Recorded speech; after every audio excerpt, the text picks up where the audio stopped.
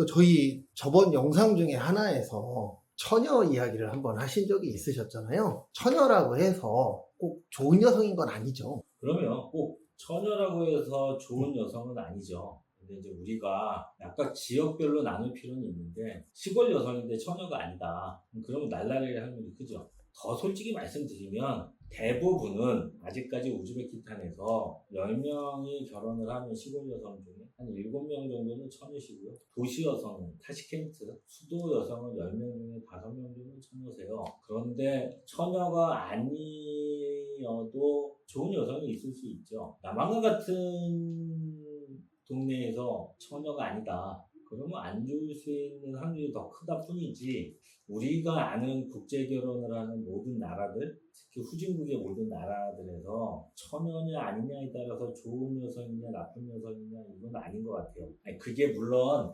우즈벡에서 사는 여성이라면, 아니면 베트남에서 사는 여성이라면 처녀가 중요할 수 있습니다. 이 여성분들이 선진국인 한국에 와서 살아야 되잖아요. 과연 거기서 조금 날라리였다고 한국에 와서 못 사느냐, 좀 과거가 있었다고 해서 못 사느냐, 그거는 제가 알고 있는 20년 동안의 데이터로 보면 아닌 것 같아요.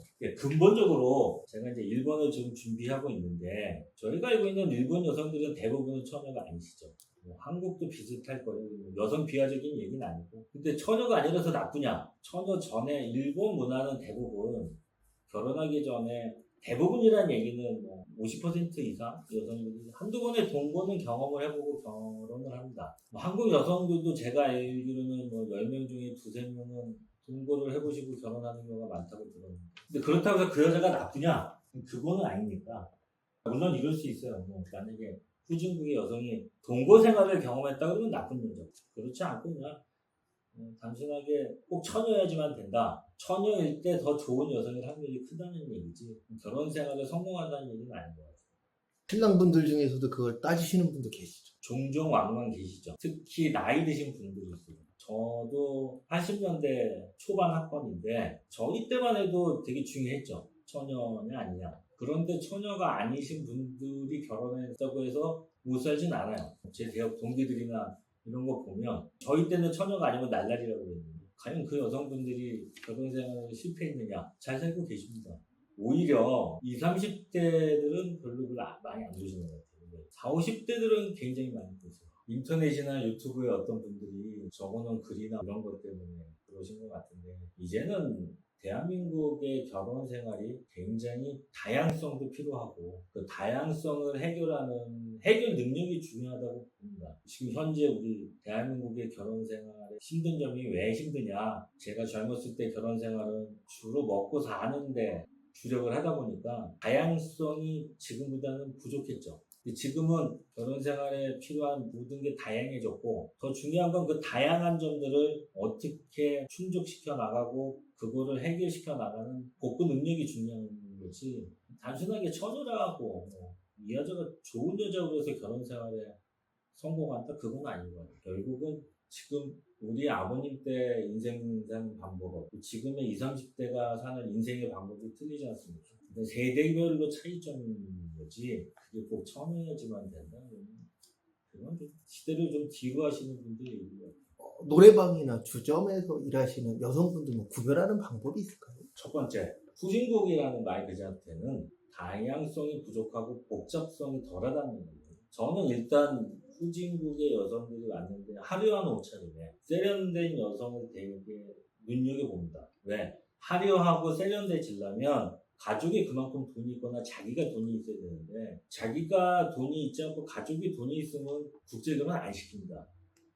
우리가 여러 가지 측면에서 바라본다고 해도 먹고 살만한 집에서 20년, 30년 차이 나는 남자하고 결혼 안 시키죠. 그 다음에 두 번째, 약간의 영어와 약간의 중국어와 약간의 다른 나라 언어들을 할 수 있다. 특히 약간의 영어를 할 수 있다. 그러면 이제 그때부터 캐보기 시작합니다. 과연 어떤 직장에 다녔고 집안이 어떤지. 근데 좋은 직장도 없어? 근데 아이폰은 신형사하고 다니면서 약간의 영어를 하고 세련된 옷에 자기 나름대로 인생을 즐긴다면서 자기는 수입도 되고 뭐 이러이러한 일을 해요. 그러는데 제가 그럼 직장 전화번호를 달라. 그럼 지금은 직장을 안 다녔으면 옛날 전화번호를 주고 그 회사가 어떤 회사인지 이름을 달라 그러는데 안 준다. 그러면 상당성이 있는 거죠. 근데 그럼에도 불구하고 모든 거를 다 종합해 보고 나서 그래도 의심이 풀리지 않는다. 이런 거죠. 부모를 만났는데 부모도 별로 돈이 없어. 뚜렷한 직업을 가진 적도 없어. 그러면 이제 타시켄트가 뭐 중국 사람이 운영하는 노래방도 있고 한국 사람이 운영하는 노래방도 있는데 사진만 들고 두세 군데 방문하면 거의 다 나옵니다. 왜냐면 한 여성이 한 집에만 있는 게 아니고 여러 집을 돌아다니니까. 그렇게 알아보죠. 저희 회사에서 노래방이나 가라오케에서 일하는 분들이 때로는 종종 오세요. 캐묻다가 보면 솔직하게 말씀하시는 분이 있고, 물론 손님한테 나중에 알게 되면 솔직하게 말씀을 드립니다. 감히 말씀드리자면 저희 회사에서 단 한 번도 노래방이나 가라오케 있는 선생님 미팅은 했을지언정 남자를 속이고 결혼을 해본 적은 없습니다. 어느 정도 몇 단계만 거쳐서 알아보면 할 수 있으니까. 근데 그런 게 중요한 게 아니고 자꾸 제가 남한강 얘기를 하는데 남한강에는 몇 군데의 클럽이 있어요. 날라리들이 많이 가시는. 물론 타시켄트도 그런 클럽이 한 두 군데, 세 군데 있습니다. 일반적으로 우리가 옛날만 하면 나이트클럽이고 그냥 순수하게 클럽인데 이제 거기서 주로 외국인들이나 아니면 남자들한테 몸을 파는 애들이 활동을 하는데 타시켄트 클럽에서 일하는 애들은 소득 수준이 굉장히 높습니다. 그래서 국제 결혼 안 합니다. 문제는 이제 지방 도시들이죠. 지방 도시에 있는 애들은 참 알아보는데 좀 시간이 걸려요. 근데 알아보는 건 그렇게 어렵지 않습니다. 왜냐? 그것도 이 여자가 특별하게 시골 여성인데도 약간의 사치스러움이 있고 노는 게 남다르고 옷 입는 게 남다르다. 여러 가지 종합해서 알아봐야 되겠다 그러면 남한강이면 남한강 시내에 유명한 클럽 두세 군데만 사진 들고 돌아다니시면 남편들도 쉽게 그 여자에 대해서 아실 수 있습니다. 웨이터한테 팁으로 한 $50만 주시면 통역을 자기가 알고 있는 통역, 회사 통역을 데려가시면 안 되겠지. 자기만의 통역을 데려가서 두 군데 정도만 돌아다니시면 자기 와이프가 날라리인지 어떤 각오를 갖고 있는지 아시는 데는 그렇게 오래 걸리지 않습니다. 업자들이 그 노력을 안 해서 그렇지 시골 여성일수록 날라리를 알아보는 데는 그렇게 오래 걸리지 않습니다. 오히려 타시켄트가 더 힘들죠. 이걸 듣고 계신 분들이 저희 회사나 타 회사에서 결혼하신 분들이 아니면 마담하고 직거래를 하셔서 결혼하신 분들이 알아보고 싶다. 그러면 업체와 관련 통역을 데려다가 클럽에서 한 $100 정도 없앤다고 생각하고 적당량의 팁을 주시고 알아보시면 아주 쉽게 알아볼 수 있습니다. 요즘에 그런 내용들이 종종 올라와서 다른 나라긴 하지만 미국 관련돼서 일을 하다가 국제 결혼하러 온다. 이런 얘기들이 가끔씩 올라오더라고요. 우즈베키스탄에 대해서 두려워하시는 분들이 많은데요. 우즈베키스탄 아주 잘 돼 있습니다. 동네 근처에 가셔서 알아보시는 방법도 있고요. 클럽에 가서 알아보시는 방법도 있고. 그 여자에 대해서 알아보려고 그러면 우즈베키스탄은 페이스북이나 이런 걸 안 합니다. 틱톡하고 인스타그램을 많이 하는데 친구 찾기로 해서 건너 알아보면 한 3일 정도 밤새시면 업자들끼리 하는 얘기.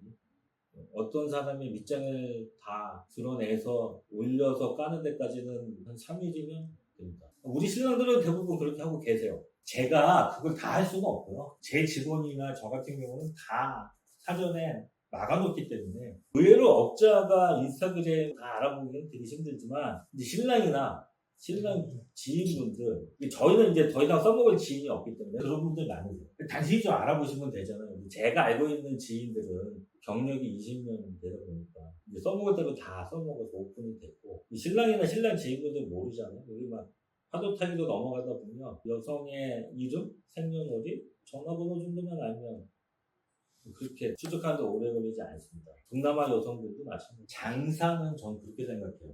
저부터라도 장사꾼 치고 사기꾼 기질이 없으신 분들은 없어요. 다 조금의 사기들은 다 치고 거짓말을 하죠. 예, 거짓말을 마이너스로 하느냐 보태서 하느냐가 문제인데 마이너스로 하는 거 알고 있는데 얘기 안 하면 마이너스인데 알고 있는 사실을 뒤집어서 얘기하는 플러스적 요소가 있죠. 어떤 사기든 나쁜 거지만 저 같은 경우는 뭐 알고 있는데 말 못하지는 않아요. 더 심각한 건 뭐냐면 알고 싶지 않은 분들이 계세요. 그러니까 내가 모르는 거는 사기가 아니잖아. 알고 싶어 하지 않으시는 분. 그런 분들은 업자 하지 마셔야지. 알고 있는데 덮었다 그건 진짜 사기꾼인데 제가 봤을 때 제일 나쁜 사기꾼이 그거라고요. 알고 싶지 않아서 아무것도 안 하시는 분. 그러면 뭐 법적으로는 그 사람은 해야 될 게 없죠. 나중에 나는 몰랐어 그러면 되니까 제일 좋은 업자시지. 제일 편하고. 저는 신랑들한테 솔직히 말씀드립니다. 이름과 전화번호와 생년월일만 아니면 어떻게 하든지 찾아낼 수 있으니까 열심히 해보셔라. 결론은 내 발품을 팔아야죠. 요새는 다 인터넷 시대잖아요. 발품을 파는 게 아니라 시간과 나의 손가락을 파셔야지.